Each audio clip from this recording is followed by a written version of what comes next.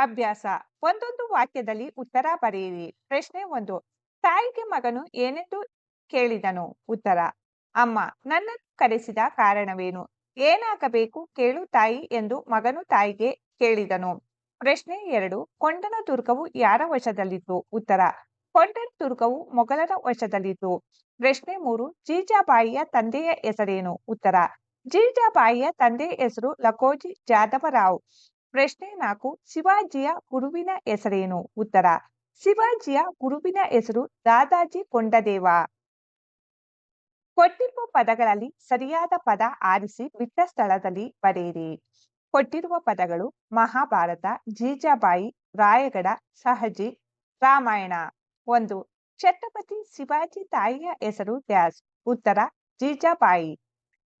2. Jijabai dash ಎಂಬುವವನನ್ನು ವಿವಾಹವಾದಳು. ಉತ್ತರ: ಶಹಜಿ. 3. ಜೀಜಾಬಾಯಿ ಶಿವಾಜಿಗೆ ಪ್ರತಿನಿತ್ಯ dash ಮತ್ತು ಡ್ಯಾಶ್ ಕಥೆಗಳನ್ನು ಹೇಳುತ್ತಿದ್ದಳು. ಉತ್ತರ: ರಾಮಾಯಣ ಮತ್ತು ಮಹಾಭಾರತ. 4. ಶಿವಾಜಿಯ ಪಟ್ಟಾಭಿಷೇಕವು ಡ್ಯಾಶ್ನಲ್ಲಿ ನಡೆಯಿತು. ಉತ್ತರ: ರಾಯಗಢ. ಕೊಟ್ಟಿರುವ ಪದ ಗಮನಿಸಿ ವಿರುದ್ಧಾರ್ಥಕ ಪದ ಬರೆಯಿರಿ. ಪದ ಮತ್ತು ವಿರುದ್ಧ ಪದ: ಧೈರ್ಯ, ಅಧೈರ್ಯ, ಜಯ, ಅಪಜಯ, ಗೌರವ, ಅಗೌರವ, ನೀತಿ, ಅನೀತಿ. ಮಾದರಿಯಂತೆ ಕೊಟ್ಟಿರುವ ಪದ ಗಮನಿಸಿ ಎರಡೆರಡು ಸಮಾನಾರ್ಥಕ ಪದ ಬರೆಯಿರಿ. ಮಾದರಿ: ಸಾಗರ, ಸಮುದ್ರ, ಕಡಲು. ಪುತ್ರ: ಮಗ, ತನುಜ. ರಾಜ: ದೊರೆ, ಅರಸ. ಯುದ್ಧ: ಕದನ, ಹೋರಾಟ. ಕೊಟ್ಟಿರುವ ಪದ ಬಳಸಿ ಸ್ವಂತ ವಾಕ್ಯ ಬರೆಯಿರಿ. ಬಹುಮಾನ: ಓಟದ ಸ್ಪರ್ಧೆಯಲ್ಲಿ ನನಗೆ ಬಹುಮಾನ ಬಂದಿದೆ. ಉದ್ಯೋಗ: ನನ್ನ ತಂದೆ ಸರ್ಕಾರಿ ಉದ್ಯೋಗದಲ್ಲಿ ಇದ್ದಾರೆ. ಗುಲಾಮಗಿರಿ: ಭಾರತ ದೇಶವು ಬ್ರಿಟಿಷರ ವಿರುದ್ಧ ಹೋರಾಡಿ ಗುಲಾಮಗಿರಿಯಿಂದ ಹೊರಬಂದಿತು.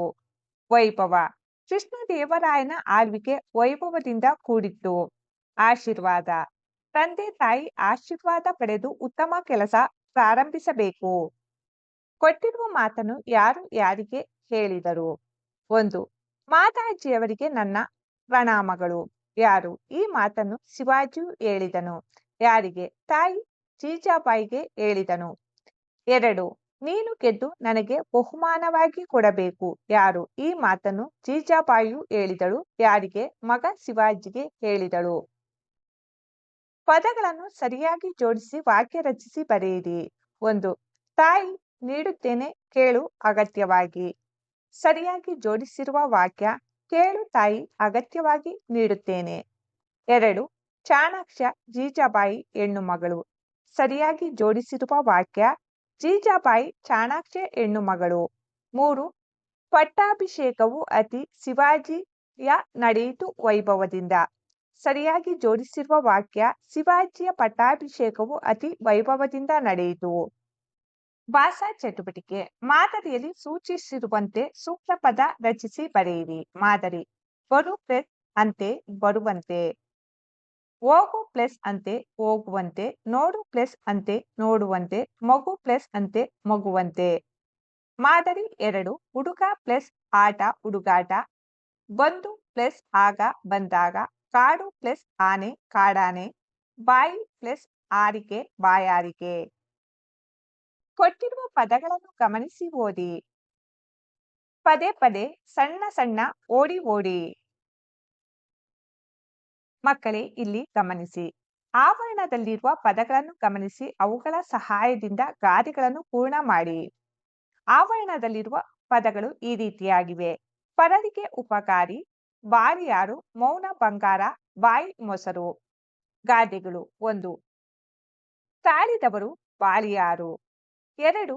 ಕೈ ಕೆಸರಾದರೆ ಬಾಯಿ ಮೊಸರು. 3. ಮಾತು ಬೆಳ್ಳಿ, ಮೌನ ಬಂಗಾರ. 4. ಮನೆಗೆ ಮಾರಿ, ಪರರಿಗೆ ಉಪಕಾರಿ. ಬಳಕೆ ಚಟುವಟಿಕೆ. ಪ್ರಶ್ನೆ 1. ನೀನು ಜೀಜಾಬಾಯಿಯ ಯಾವ ಗುಣವನ್ನು ಇಷ್ಟಪಡುವೆ, ಏಕೆ? ಉತ್ತರ: ಜೀಜಾಬಾಯಿಯು ಮಗನಲ್ಲಿ ನ್ಯಾಯ, ನೀತಿ, ಸ್ತ್ರೀಯರಲ್ಲಿ ಗೌರವ ಇತ್ಯಾದಿ ಗುಣಗಳನ್ನು ಚಿಕ್ಕಂದಿನಿಂದಲೇ ಬೆಳೆಸಿದ್ದಳು. ಶಿವಾಜಿಗೆ ವೀರ ಪುರುಷರ ಸಾಹಸ ಕಥೆಗಳನ್ನು ಹೇಳುತ್ತಿದ್ದಳು. ಆದರ್ಶ ವಿಷಯಗಳನ್ನು ಬಾಲ್ಯದಿಂದಲೇ ಬಿತ್ತಿದ್ದಳು. ನಾನು ಇಂತಹ ಗುಣವನ್ನು ಇಷ್ಟಪಡುವೆ. ಏಕೆಂದರೆ ಜೀಜಾಬಾಯಿಯು ಶಿವಾಜಿಯನ್ನು ಉತ್ತಮ ದೇಶಭಕ್ತನನ್ನಾಗಿ ಬೆಳೆಸಿ ಅಖಂಡ ಮರಾಠ ಸಾಮ್ರಾಜ್ಯದ ಉನ್ನತಿಗೆ ದಾರಿದೀಪವಾದಳು. ಪ್ರಶ್ನೆ 2. ನಿನಗೆ ಗೊತ್ತಿರುವ ವೀರ ಮಹಿಳೆಯರ ಹೆಸರುಗಳನ್ನು ಸಂಗ್ರಹಿಸಿ ಪಟ್ಟಿ ಮಾಡಿ. ಉತ್ತರ. ನನಗೆ ಗೊತ್ತಿರುವ ವೀರ ಮಹಿಳೆಯರ ಹೆಸರುಗಳು: ಒನಕೆ ಓಬವ್ವ, ಕಿತ್ತೂರು ರಾಣಿ ಚೆನ್ನಮ್ಮ, ಝಾನ್ಸಿ ರಾಣಿ ಲಕ್ಷ್ಮೀಬಾಯಿ, ರಾಣಿ ಅಬ್ಬಕ್ಕದೇವಿ. ನಿನ್ನ ಮತ್ತು ತಾಯಿಯ ನಡುವೆ ಬೆಳಿಗ್ಗೆ ಶಾಲೆಗೆ ಹೊರಡುವ ಸಮಯದಲ್ಲಿ ನಡೆಯುವ ಸಂಭಾಷಣೆಯನ್ನು ಊಹಿಸಿ ಬರೆದು ಸೂಕ್ತ ಲೇಖನ ಚಿಹ್ನೆಗಳನ್ನು ಹಾಕು. ಮಗಳು: ಅಮ್ಮ, ನನ್ನ ಐಡಿ ಕಾರ್ಡ್ ಕಾಣಿಸ್ತಾ ಇಲ್ಲ, ಪ್ಲೀಸ್ ಹುಡುಕಿ ಕೊಡಿ. ಅಮ್ಮ: ದಿನಾಗ್ಲೂ ನಿಂದು ಇದೇ ಕಥೆಯಾಗಿದೆ.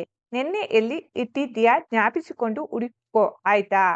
ಮಗಳು: ಪ್ಲೀಸ್ ಅಮ್ಮ, ಇವತ್ತು ಒಂದು ದಿನ ಹುಡುಕಿ ಕೊಡಿ. ನಾಳೆಯಿಂದ ಹುಷಾರಾಗಿ ಇಟ್ಟುಕೊಳ್ಳುತ್ತೇನೆ. ಶಾಲೆಗೆ ಟೈಮ್ ಆಯ್ತು.